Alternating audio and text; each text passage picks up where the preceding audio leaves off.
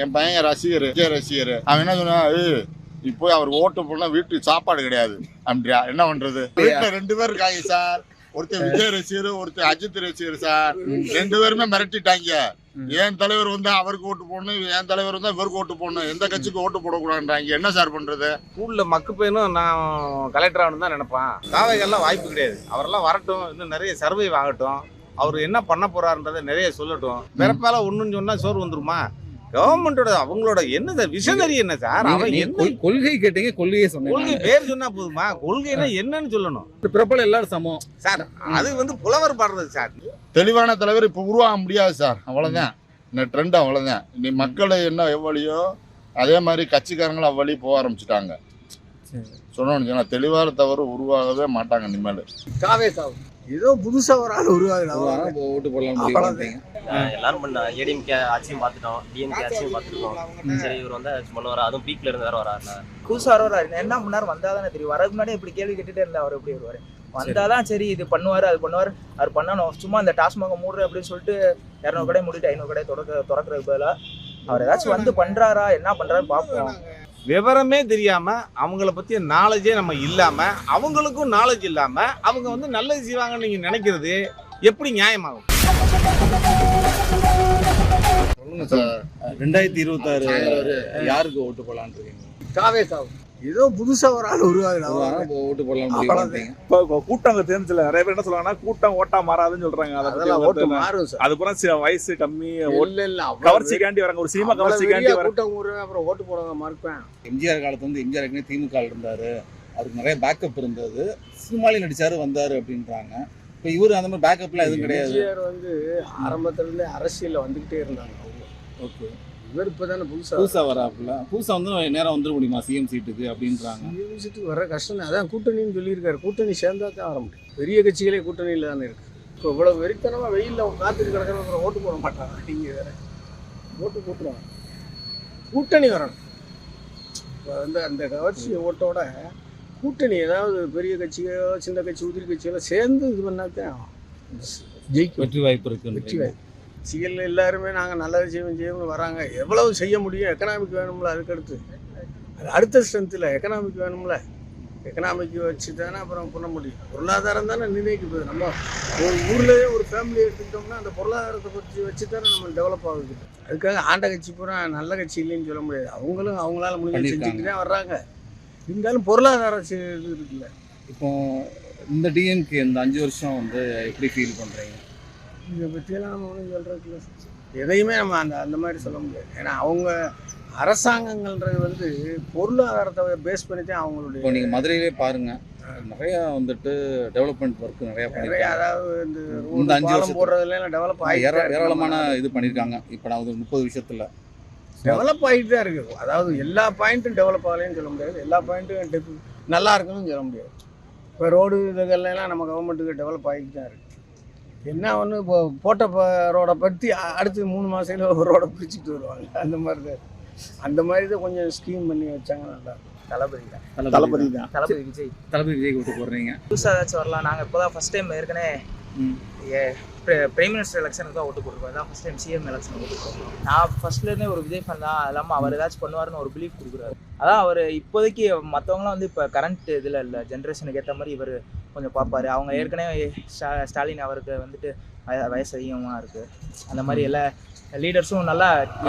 அடுத்தது உதயநிதி ஸ்டாலின் இருக்காரு. அவரும் விஜயோட வயசு கம்மியானவர். விஜய் வயசு கம்மி, ஆனால் இவர் அளவுக்கு அவர் பண்ணுவாரான்னு தெரியல. ஏன்னா அவர் வந்துட்டு அவர் ஒரு ஸ்டார்டம்லேயே இருந்துட்டு வந்துட்டாரு. இவர் கொஞ்சம் இறங்கி பண்ணலாம் அப்படின்னு சொல்லிட்டு பண்ணுறாரு. வந்து தொடர்ந்து 12 மணி நேரம் நிற்கிறாரு. இப்போ ஒரு கேம்பெயினா கூட 12 மணி நேரம் நிற்கிறாரு. ஸ்டூடெண்ட்ஸ்க்கெலாம் வந்துட்டு 10th 12th வந்துட்டு என்கரேஜ் பண்ணுறாரு. ஏற்கனவே எக்ஸ்பீரியன்ஸ் ஆனவங்க இப்போ அது ஏற்கனவே இருக்க மாதிரி தான் இப்போ பண்ணிட்டு இருக்காங்க. புதுசாக வர்றாரு. என்ன பண்ணார் வந்தால் தானே தெரியும். வரதுக்கு முன்னாடி இப்படி கேள்வி கேட்டுகிட்டே இருந்தால் அவர் எப்படி வருவார்?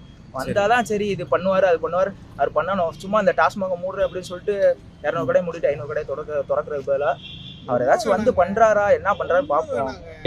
வாய்ப்பு ஒரு வாட்டி யாருக்கோ கொடுக்க அப்படின்றப்ப இவருக்கு ஒரு வாட்டி கொடுத்து பார்ப்போம். அவர் மேலே மக்களும் நம்பிக்கையில தான் இருக்காரு. சும்மா நம்பிக்கை இல்லாமல் சுற்றிட்டு இருந்தா அப்புறம் மக்களும் சரி அவர் ஏதோ பண்ண போகிறாங்க, என்னதான் ஹீரோ அப்படின்னாலும் ஏதோ பண்ணுவார்னு நினைச்சு தானே 12 மணி நேரம் பெரம்பலூர்ல நிக்கிறாங்க, திருச்சியில நிக்கிறாங்க. கூட்டம் பயங்கரமா இருந்துச்சு. அதாவது போய் தான் நம்ம சப்போர்ட் கொடுக்கணும்ன்றது. நம்மளை பொறுத்தவரை ஓட்டு போட்டா போதும். அது வந்துட்டு அவருக்கு ஒரு நம்பிக்கை கொடுக்கறது தான். விஜய்க்கு தான் ஓட்டு போடலாம். என்ன காரணம்? என்ன காரணம் விஜய்க்கு ஓட்டு காரணம் தான் தானே எல்லாரும் பண்ண ஏடிஎம்கே ஆட்சியும் பார்த்துட்டோம், டிஎம்கே ஆட்சியும் பார்த்துருக்கோம். சரி இவர் வந்து பண்ணுவார், அதுவும் பீக்ல இருந்து வேற வராருல.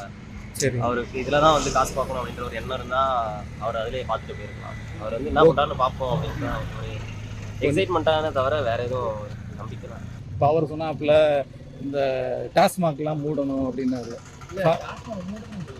டாஸ்மாக் வந்துட்டு மூடுறேன்னு சொல்லி சும்மா சொல்றதுக்கு பதிலா இந்த மாதிரி ஏதாச்சும் நடக்கிற இப்போ டாஸ்மாக் மூடுறது வாய்ப்பு இல்லாத ஒரு டாஸ்மாக மூட முடியாது. ஏன்னா அதுல இருந்தா மேஜர் சோர்ஸே வந்துட்டு அதனால இன்கம் வந்துட்டு இருக்கு. அதனால டாஸ்மாக மூடலாம் முடியாது, குறைக்கலாம். அதே மாதிரி மூடுறோம் அப்படின்னு சொல்லிட்டு சும்மா பொய்யா சொல்லிட்டு அதுக்கிட்ட திரும்ப கிட்ட 200 கடை மூடிட்டு 500 கடை திறக்க அந்த மாதிரி பொய்யான எதுவும் சொல்லலாம். எது நடக்குமோ அதை சொல்லிட்டு போயிடலாம். இப்ப அவர் சொல்ல வந்தது என்னன்னா, இப்ப வந்துட்டு அந்த திருப்பூணத்துல ஒருத்தர் இறந்தாரு, ஒரு செக்யூரிட்டி அஜித். அது வந்துட்டு போலீஸ்ல தான் அடிச்சாங்க அப்படின்னு சொல்றாங்க. அது என்ன நடந்துச்சு நம்ம நேரில் போய் பார்க்கலாம். ஆனா அந்த இடத்துல போலீஸ் அடிச்சாங்கன்னா கொஞ்சம் இவர் ஏதாச்சும் சொல்லியிருக்கலாம். அவரு மன்னிப்பே கேட்டாரு, மன்னிப்பு கேட்டாரு நேர்ல வந்து அவர் வந்து எனக்கு தெரிஞ்சு என் அனுபவத்துல வந்து ஒரு சீஃப் மினிஸ்டர் வந்து பகிரங்கமா வந்து மக்கள்கிட்ட மன்னிப்பு கேட்டது வந்து ஸ்டாலின் வரலாறுல, இந்திய வரலாறுல வேற எங்கேயும் இருக்காரு. சரி, வந்து நேர்ல வந்து பாத்துருக்கலாம். அது கொஞ்சம் பெரிய இஷ்யூ ஆக்கி அதை ஏதாச்சும் பண்ணிருந்திருக்கலாம். அவங்களை சஸ்பெண்ட் பண்ணாங்க, ஓகே, டிஸ்மிஸ் பண்ணாங்கன்னு தெரியல, சஸ்பெண்ட் பண்ணாங்க போலீஸ் ஆஃபீஸர்ஸ். ஆனா இவர் நேர்ல வந்தாரு, கொஞ்சம் நம்ம சாரி கேட்கறத விட நான் வந்து கூட இருக்கேன் அப்படின்னு அவர் வந்து அந்த இடத்துல நின்றுருந்தாருன்னா அவங்களும் கொஞ்சம் பிலீஃபா, அந்த அவர் அஜித் குமார் அவரோட அம்மா தம்பியும் கொஞ்சம் பிலீஃபா. என்ன ஆயிரும்னா, இப்போ அட்மினிஸ்ட்ரேஷன்ல இருக்கவங்க எல்லா விஷயத்திலையும் வந்து நிக்க முடியல. என்னோட புரிதல் எனக்கு புரிஞ்ச வரைக்கும் நான் சொல்றேன், இந்த மாதிரி அவர் பண்ணியிருந்தானா, ஏன்னா இது சாதாரண மக்களுக்கு இதுதான் புரியும். அவங்களுக்கு இந்த அட்மினிஸ்ட்ரேஷன் எல்லாமே பார்க்க மாட்டாங்க. ஓட்டு போட போற மக்களுக்கு வந்து இவர் இப்படி வந்திருந்தா நல்லா இருந்திருக்கும் அப்படின்னு தான் நினைக்கிறாங்க.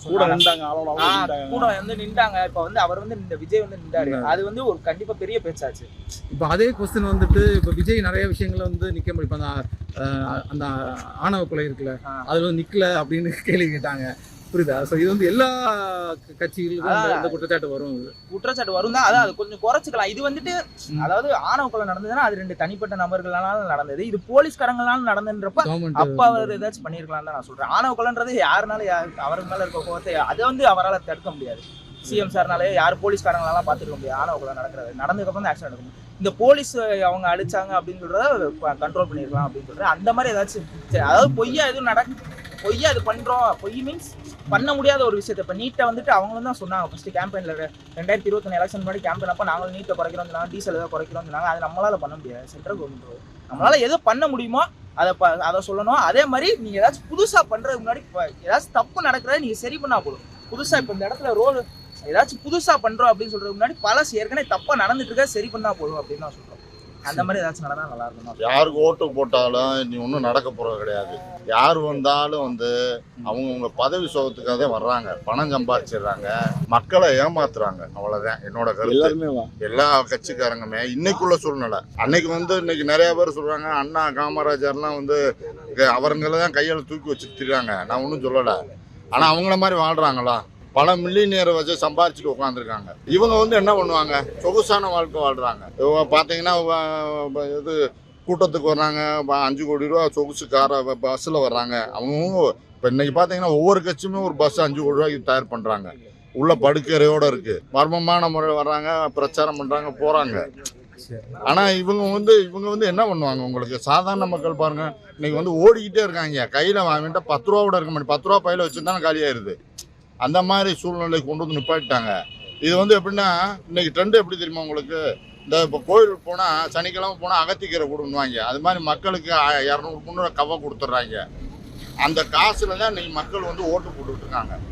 வேற யாரும் யோசிச்சோ இவர் தான் வரணும்னு சொல்லியோ யாருமே ஓட்டு போடலப்பா. காசு கொடுத்து கூட்டம் இல்லைன்னா அவர் வந்து ஒரு நடிகர் சார். இப்போ அவர் வந்து இங்கே வந்தாலே நானே போய் பார்ப்பனே.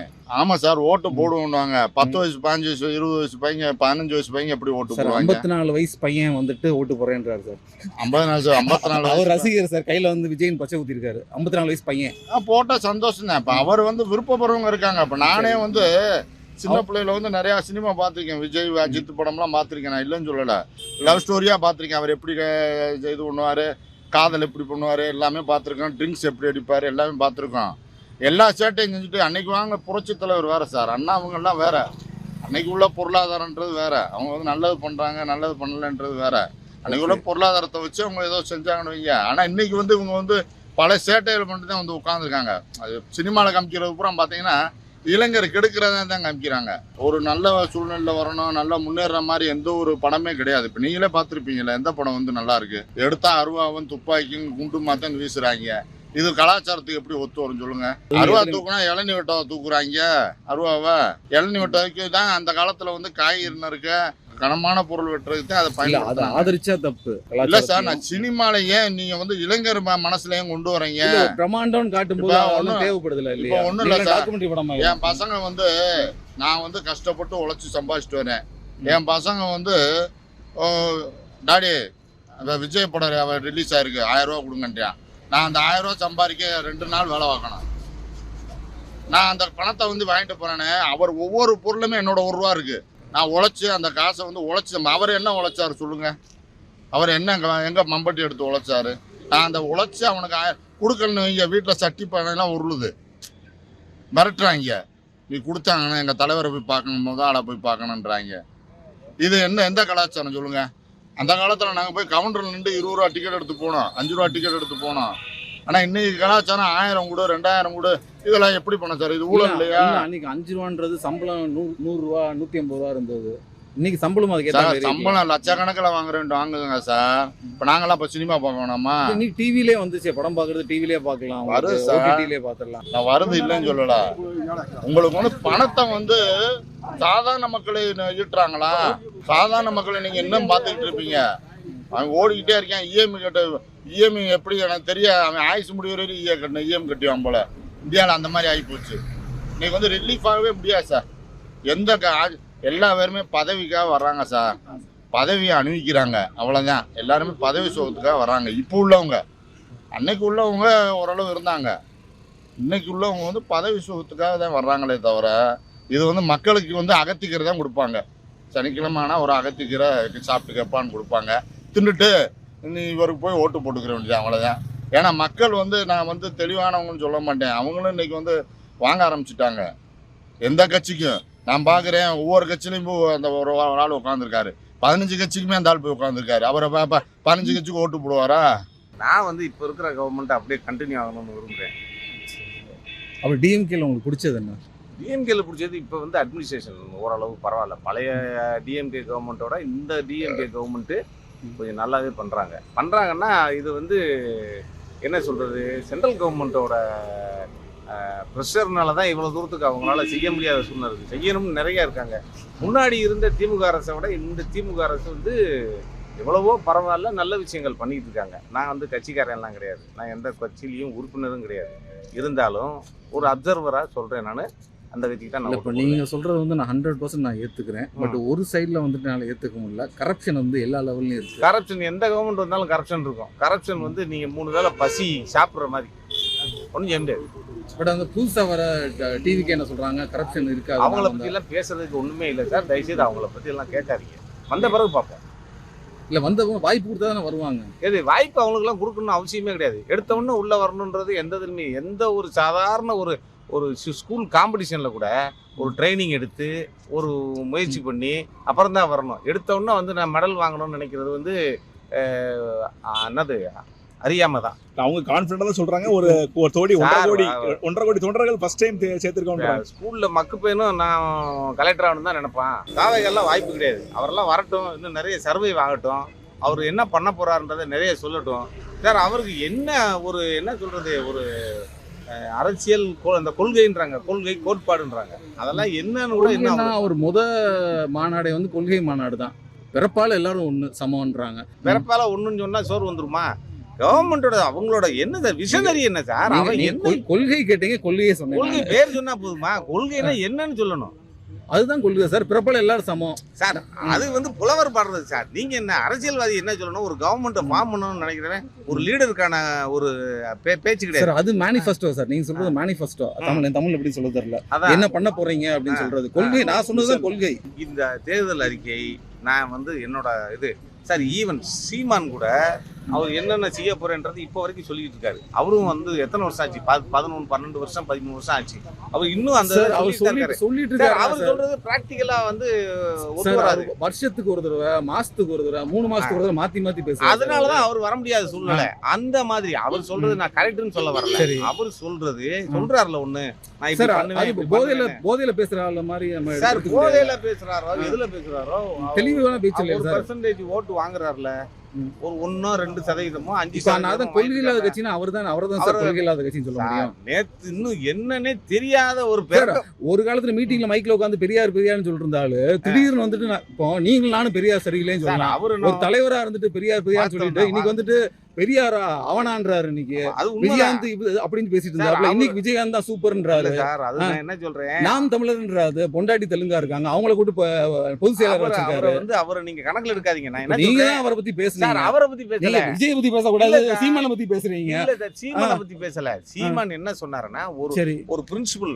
ஒரு கொள்கை கோட்பாடோட சார், அது வந்தாரு. போதையில பேசுறது சார். அதெல்லாம் நீங்க பிரின்சிபல் எப்படி ஒரு 2 பிரின்சிபல் சொல்லுங்க சார். சீமானோட பிரின்சிபல் 2 சொல்லுங்க சார். அவன் மரத்தை கட்டி பிடிக்கிறதா சார்? இதெல்லாம் இப்ப பண்ற ஸ்டண்ட். சரி. ஒரு காலத்துல அவர் என்ன சொன்னாருன்னா, அந்த பிரின்சிபல் எப்படி சொன்னாருன்னா, ஒரு காலத்துல சொன்னாரு சார், இயற்கை விவசாயம் சார்ந்ததா டெவலப் பண்ணுவாரு. அது ஒரு பேசிக். அது சரி தப்போ ரைட்டோ ஒண்ணு சொன்னார்ல சீமான், சொன்னார்ல, சரி அந்த மாதிரி இவர் சொல்லிட்டு சார். இருக்காரு. அவர் பேசுறது வந்து ரெட்டரிக்னுவாங்க இங்கிலீஷ்ல. அந்த பேச்சு வந்துட்டு அவ்வளவு சுவையா இருக்கும். ஆமா, ரெட்டரிக் தான். ரெட்டரிக் சுவையா இருக்கும் தவிர்த்து அது யதார்த்தத்துல வந்து செயல்பட முடியாது. போய் மாடு வளர்ப்போம் கடைசி ஒரு டிவிக்கே பையனை நக்கலா சொல்றான், உன் பிள்ளைய மாடு வளர்க்க சொல்லு, ஏன் ஸ்கூல்ல படிக்க வைக்கிறா? இப்ப இவர் வந்து இவர் பேசுறதே 10-11. ஏன்னா இதுக்கு முன்னாடி யார் சொன்னது? ஏடிஎம்கே சொன்னது, டிஎம்கே சொன்னது, மதிமுக சொன்னது, விஜயகாந்த் கட்சி சொன்னது தான் இவரும் சொல்லியிருக்காரு. அதே அண்ணா, பெரியாரு, புரட்சி தலைவர் அதுதான் சொல்லியிருக்காரு. அது சொல்றாங்க. கொள்கை மாற்றம் வந்து ஒண்ணுமே கிடையாது சார். டிஎம்கேவோட கொள்கை தான் தாவேக்காவோட கொள்கைன்னு கிளியரா சொல்லிட்டாரு. சரி, அப்ப இந்த கவர்மெண்ட் வரட்டும் சார். ஊழல் மட்டும் தான் பிரச்சனைன்றாரு. ஊழல் தான் பிரச்சனைன்றாரு. ரைட், ஊழல் தான் பிரச்சனை. ஊழலை சரி பண்ண பாப்போம். இவர் வந்து பண்ண மாட்டாரு சார். நானும் நீங்க ஊழல் எப்படி சார் சரி பண்ணுவீங்க? நீங்க போய் கேட்போமா? போய் மினிஸ்டர் போயிட்டு என்ன சார் ஊழல் பண்றீங்கன்னு கேட்க முடியும்? இல்ல, கேட்க முடியாது சார். ஆனா அதை வந்து அந்த கவர்மெண்டா திருந்தி சரியா பண்ணணும். சரி, நம்ம காலகட்டத்துக்குள்ள திருந்தணும்ல. எது சார், வாய்ப்பு வந்து நீங்க வந்து கொடுத்து இன்னும் மோசமா தான் சார் ஆகும். இன்னும் மோசம் எப்படி ஆகும்? புதுசா வந்தவனுக்கு என்ன தெரியும்? கொலாப்ஸ் ஆயிரும் சார்.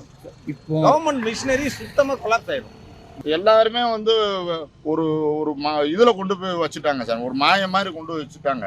இன்னைக்கு வந்து அவங்க தெளிவான தலைவர் தேர்ந்தெடுக்கவே மாட்டாங்க. நான் சொல்றேன்னா 100% தெளிவான மக்களை தேர்ந்தெடுக்க மாட்டாங்க. தெளிவான தலைவர் இப்போ உருவாக முடியாது சார். அவ்வளோதான் இந்த ட்ரெண்ட். அவ்வளோதான். இன்னைக்கு மக்களை என்ன எவ்வளியோ அதே மாதிரி கட்சிக்காரங்களும் அவ்வளி போக ஆரம்பிச்சுட்டாங்க. சொன்னோம்னு தெளிவான தவறு உருவாகவே மாட்டாங்க இனிமேல். சார் இவர் எப்படி சார் தெளிவானவர்? காசை வாங்கிட்டு நடிக்கிறப்ப நான் நடிக்க சொன்னா விஜய் விட ஒரு சூப்பராக நடிப்பேன், யாரும் பார்ப்பாங்களா படத்தை? சார் அனுபவம் தான் சார் தெளிவு. இன்னைக்கு யாருக்கு அனுபவம் கிடைக்குது? யாருக்குமே அனுபவம் கிடைக்கல. கடைக்கு போனால் காசு கிடைக்கலாம், கல்லால் கையை வச்சிடுறாங்க. அவ்வளோதான். அவருக்கு வருமானம் பத்தலைன்னு வைங்க, மோனாளி கல்லால் கையை வச்சிடுறாங்க. இங்கே வந்து அப்படி இல்லை, விசுவாசமாக இருந்தாங்க. அதுதான் அனுபவம். கஷ்டம்தான் அனுபவம். ஆனால் இன்னைக்கு யார் கஷ்டப்படுறேன்னு நோங்குறாங்க. இப்போ யாராச்சும் கேளுங்க, நான் வந்து எனக்கு கஷ்டம் வேணும்ப்பா, கொஞ்சம் கொடுப்பா, நான் தெரிஞ்சுக்கிறேன். யார் கஷ்டத்தோட உடம்பு? எங்களை மாதிரி ஆளு ஒரு 60 வயசு ஆளு வந்து தெளிவாக இருக்கும். இந்த 60 வயசுக்காரங்க தான் வந்து ஆட்சியை மாத்துறது. பேசாமல் இந்த 60 வயசுக்காரங்களை மட்டும் ஓட்டு வைக்க. வந்து 15-20 வருஷத்துக்கு கஷ்டம்லாம் போயிருச்சு இல்லையா? கஷ்டம் எப்படி சார் போயிருக்குன்னு உங்களுக்கு சாப்பாடு பிரச்சனை இல்லாம இருக்கு அட்லீஸ்ட் சார். நான் வந்து எனக்கு வந்து 3 வேளை நல்லா சாப்பிட்றேன் சார். நான் ஒன்றும் தப்பு சொல்லல. ஆனால் நான் எந்த இடத்துல சாப்பிட்றேன்னா அதை மட்டும் தான் நான் பார்க்குறேனே தவிர எத்தனை பேர் எப்படி இருக்காங்கன்னு நான் பார்க்கறது இல்லை. இந்த வறுமையெல்லாம் மாறி இருக்கணும், இங்கே மாறி இருக்கு இல்லைன்னு சொல்லலை. ஆனால் வறுமைனா உழைப்பாமல் கொண்டு வந்துட்டாங்கன்றே. இந்த உழைச்சி ஈட்டுறது தான் உங்களுக்கு வந்து அது ஒரு இது தெரியும். நான் வந்து தேவையை பூர்த்தி பண்ணுற இப்போ ஒரு ஃபேமிலிக்கு முடியலை, அவங்களுக்கு பணம் தேவைப்படுது, இப்போ அவங்களுக்கு உதவியாக இருந்தால் நான் பிரச்சனையே இல்லை. ஓகே. ஆனால் எல்லாருமே வச்சிருக்கவங்களே இந்த வறுமை மாதிரி காமிச்சிக்கிறாங்கல்ல, அதுதான் பிரச்சனைன்றே. இன்னைக்கு வந்து அந்த சூழ்நிலை இருக்கு. ஒருத்தவங்க பாக்குறது இல்ல, ஒருத்தவங்க பேசுறது இல்ல, ஒரு அன்பு இல்ல. இப்போ அதனாலதான் என்ன சொல்றாங்க, தாவேக்கெல்லாம் சொல்றாங்க இந்த மாதிரி இலவசங்கள்லாம் கொடுத்து மக்களை வந்து ஏமாத்தி மூல செலவு பண்ணி வச்சிருக்காங்க. இலவசம் அவரும் கொடுத்தாருல சார். அவரும் மேடையில் நிப்பாட்டி வைரம் மூக்குத்தி வைரம் இதெல்லாம் கொடுத்தாருல. அவரு யாரு பரிசா கொடுத்தாங்க, யாரு வெற்றி பெற்றாங்க எனக்கு கொடுக்க சொல்லுங்க. ஏன் அவங்களுக்கு கொடுக்குறாங்க? நாங்களும் நீங்களும் ஸ்கூல்ல 10ஆம் கிளாஸ் 12ஆம் கிளாஸ்ல எழுதி ஃபர்ஸ்ட் மார்க் வாங்கினா உங்களுக்கும் கொடுக்குறாங்க. அது எப்படி சார்? நாங்களும் அவருக்கு ஓட்டு போடுறவங்க தானே. நான் அவருக்கு எனக்கு ஒரு வைரம் கம்மல் கொடுக்க சொல்லுங்க, அவருக்கு ஓட்டு போடுறேன். நான் என்ன சொல்றேன், எதுவுமே கொடுக்காத, யாருக்கும் கொடுக்காத, உழைக்க விடு, உழைக்க விடு, அதுல இருந்து அவங்க ஈட்ட விடு.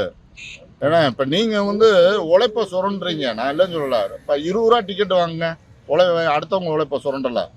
நீங்கள் அடுத்தவங்க நீங்கள் எப்படி வயிறு மூக்குத்தி கொடுக்குறீங்க? அன்னைக்கெல்லாம் இந்த எம்ஆர் ராதா ஒரு படத்தில் சொல்லுவார், கூத்தாடி ஏன்பா நீங்கள் வந்து அரசியலில் இப்போ போகிறீங்கன்னு சொல்லுவார். சார் யார்கிட்டையுமே 12 மணி நேரத்துக்கு மந்திர கோல்லாம் கிடையாது எல்லா விதத்தையும் பூர்த்தி பண்ணுறதுக்கு. சொல்லணும்னு வச்சுங்களா, இவர் பிரச்சனையை பூர்த்தி பண்ணணும் ஜாம் ஜூம்னு போட்டு உடனே 1 செகண்டில் பூர்த்தி பண்ணுற மாதிரிலாம் கிடையாது சார். அவங்கவுங்களுக்கு ஒவ்வொரு கஷ்டத்தை இன்னைக்கு இருக்குது சார், புதுசாக இருக்குது. நீங்கள் கேட்டீங்கன்னு வைங்க, நீங்கள் ஒரு 300 வருஷம் வாழணும். அவங்க கருத்தெல்லாம் ஒவ்வொரு குடும்ப கருத்தெல்லாம் கேட்டிங்கன்னா அவ்வளோ பிரச்சனை இருக்குது. இதை மீறி அவங்க ஓட்டு போடுறாங்கன்னு வைங்க, ஓட்டு போடுறாங்கன்னா அது வந்து ஏதோ ஒரு இதில் போடுறாங்கன்னு வைங்க, இவருக்கு போடணும். இப்போ நான் வீட்டில் இருக்கேன், என் பையன் ரசிகர், விஜய் ரசிகர், அவன் என்ன சொன்னா, இப்போ அவருக்கு ஓட்டு போடலாம் வீட்டுக்கு சாப்பாடு கிடையாது அப்படியா, என்ன பண்ணுறது? வீட்டில் 2 பேர் இருக்காங்க சார், ஒருத்தர் விஜய் ரசிகர், ஒருத்தர் அஜித் ரசிகர் சார். 2 பேருமே மிரட்டிட்டாங்க. என் தலைவர் வந்து அவருக்கு ஓட்டு போடணும், என் தலைவர் வந்து இவருக்கு ஓட்டு போடணும், எந்த கட்சிக்கு ஓட்டு போடக்கூடாதுன்றாங்க. என்ன சார் பண்றது? ஒரு ஜனநாயக நாட்டில் ஓட்டு போடுறது கூட வீட்டில் மிரட்டுறாங்க, காவுன்னு கத்துறாங்க ஜனநாயகத்தில். அது ஜனநாயகம்னா என்னன்னு கேளுங்க, எல்லாருமே சமத்துவம் வாழ்றதுதான் ஜனநாயகம். சொல்லணும்னு வச்சிங்களா, உங்களை பிடிச்சிருந்து நீங்கள் நல்லவராக இருந்தால் உங்களுக்கு ஓட்டு போட்டு வர வைக்கணும், நீங்களும் நல்லது பண்ணணும், அதுதான் ஜனநாயகம். நீங்கள் போனோன்னு ஆளுக்கு ஒரு புளியாதரையும் பொங்கலையும் கொடுத்து உட்கார வச்சுக்கிட்டு 200 ரூபா கையில் கொடுக்குறது என்ன சார் ஜனநாயகம்? அதை கூப்பிட்டு உட்கார வச்சு என்ன ஜனநாயகம் சொல்லுங்கள்? ஜனநாயகம்னா எல்லாரும் இணைஞ்சு வாழ்கிறது தான் ஜனநாயகம். ஏன் பிரியாணி கொடுக்குறது, அவர் சும்மா கொடுத்தா வருவாரா? இப்போ நான் பட்னியோட வருவேன் அந்த கூட்டத்துக்கு சார். நான் ஃபைனலாக வந்து இன்னைக்கு ட்ரெண்டில் வந்து ஓரளவு பரவாயில்ல சார். நீங்கள் என்ன வேணாலும் நினச்சிக்கங்க, ஒரு கோடி மக்கள் சாதாரண மக்கள் வந்து இன்னைக்கு கொஞ்சம் சிரிச்ச முகமாக இருக்காங்க. என்னன்னா நியாயத்தை தான் பேசணும், நான் எந்த கட்சியும் கிடையாது. இந்த 10% மாறி மாறி போடுறோம் பார்த்தீங்களா, ஜெயிக்க வைக்கணும்ல, அந்த இடத்துல நாங்கள் இருக்கோம். மீதி 90% வந்து ஒரே கட்சியில் போடுறவங்க இருக்காங்க. இந்த 10% மாறி மாறி போகிறாங்களா, அந்த இடத்துல நாங்கள் இருக்கோம். அந்த இடத்துல வந்து நான் சொல்கிறேன், இன்னைக்கு வந்து ஓரளவு பரவாயில்ல. என்ன ஒன்று, மதுரையில் அங்கங்கே பார்த்தா கிடங்கா கிடக்கு, மழை சின்ன மழை பெஞ்சாலே பள்ளமாக கிடக்கு, விழுந்தோம்னா தூக்குற கூட ஆள் இருக்க மாட்டீங்க. அங்கே உட்காந்து சீரட் அடிச்சுக்கிட்டு இருக்காங்க, நம்மளை பார்த்துக்கிட்டு இருக்காங்க. விழுந்துட்டீங்கன்னா நாங்கள் விழுந்து உட்காந்துருக்கேன்றாங்க. அதை கொஞ்சம் சரி பண்ணால் நல்லாயிருக்கும். ஆனால் என்னையை பொறுத்தளவு 1 கோடி மக்கள் வந்து சாதாரண மக்கள் வந்து சிரிச்சமமாக இருக்காங்க. என்ன காரணம்னா அவங்களுக்கு வந்து ஓரளவு அந்த நியாயமான இலவசம். நான் வந்து கோயிலில் வந்து உண்டை கட்டி போடுறத சொல்லலை, ஏன்னா அது போட்டோன்னா கோயிலே கூட்டமாக இருக்குது. இப்போ சாப்பாடு நிப்பாட்ட சொல்லுங்கள், இப்போ நம்மலாம் ஸ்பெஷல் தரிசனம் பண்ணலாம், அங்கே சாப்பாடு போட்டோன்னே தான் கோயிலில் கூட்டமாக இருக்குது. நான் ஓட்டு வந்து யார் நல்லா பண்ணுறாங்களோ அவங்களுக்கு போடுவேன் சார். நான் நல்லா பண்ணுவாங்கன்னு ஓட்டு போடுவேன்ட்டு இப்போ இவ்வளோ நேரம் நல்லா பண்ணாங்கன்னு சொல்லிட்டேன்.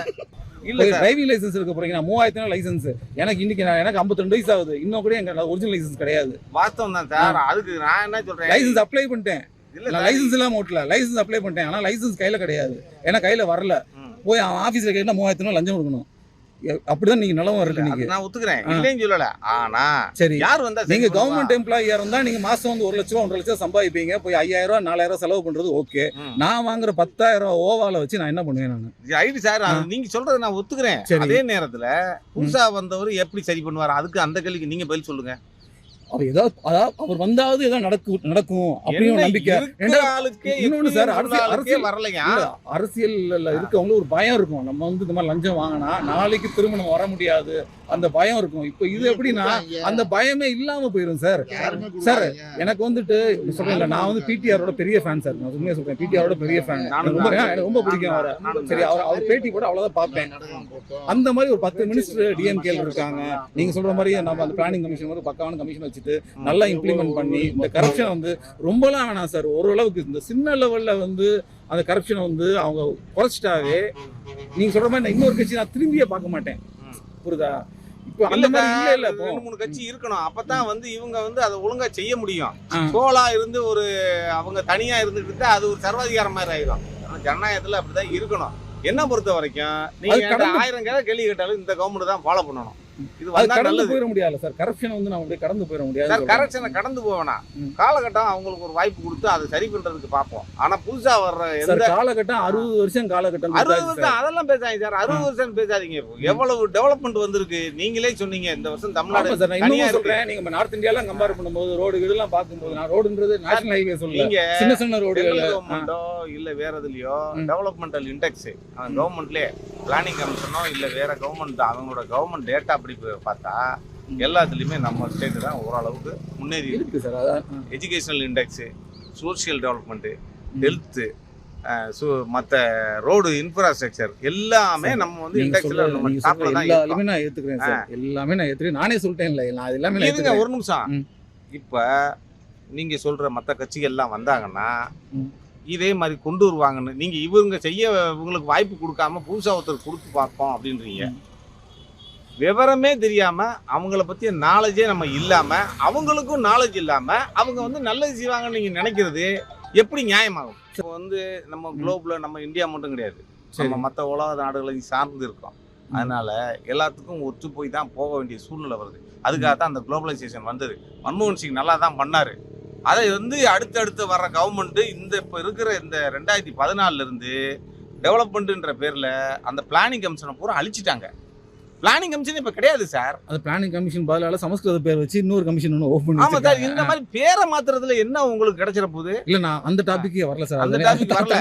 அது தனியா இதெல்லாம் எல்லாம் உள்ள இன்க்ளூட் ஆகுது. எதுலயுமே நம்மள நிம்மதியா இருக்க விடக்கூடாது.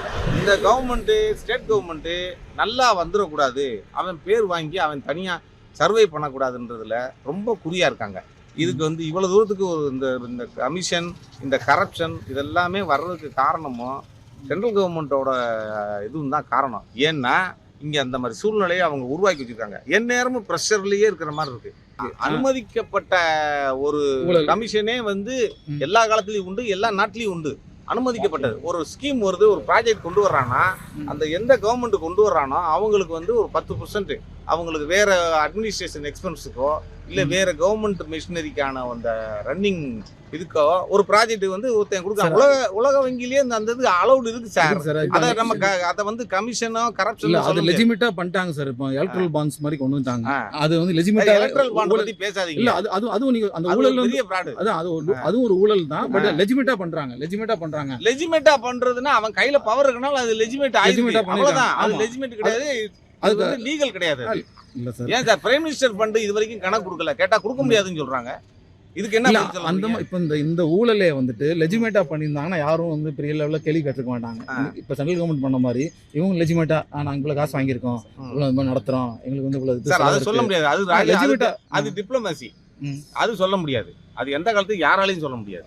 நீங்க வந்து எல்லாத்தையுமே ஊழல்ல எப்படி சார் வெள்ளை அறிக்கை யார்கிட்ட இருக்கு? வெள்ளை அறிக்கை எவன் கொடுப்பான்? கொடுக்க முடியாது, கொடுக்க முடியாது, யாராலையும் கொடுக்க முடியாது வெள்ளை அறிக்கை. ஸோ அந்த ஊழலையும் கடந்து நீங்க வந்து டிராவல் பண்ணலான்றீங்க. எது சார் இந்த ஊழல்னு சொன்னீங்கன்னா ஊழல்னு வச்சுக்கோங்க. இந்த ஊழல் இன்னும் வர்ற வேற எந்த கவர்மெண்ட் வந்தாலும் இதை விட அதிகமாகும் என்னோட கருத்து. அதனால இதுவே இந்த லெவல்ல இருந்து இவங்களையே இன்னும் கொஞ்சம் அவங்களா திருந்தி கொஞ்சம் சரியா வர்றது என்னோட விருப்பம். இல்ல பரவாயில்லன்னு எனக்கு பேராசை இருந்துட்டே தான் சார் இருக்கும். நான் இன்னும் சம்பாதிக்கணும். இன்னைக்கு பேரனுக்கு பண்ணிருக்கேன், நான் நாலு கொள்ளு பேரனுக்கு பண்றேன், அப்படி பேராசை மேல போயிட்டு தான் இருக்கு தவிர்த்து. அப்ப நான் தான் சார் வரணும், நான் போய் சரி பண்ணணும். எனக்கு அந்த வாய்ப்பு எல்லாம் கிடைக்கிறது கஷ்டம். அதனால அவங்க வரட்டும், பார்ப்போம்.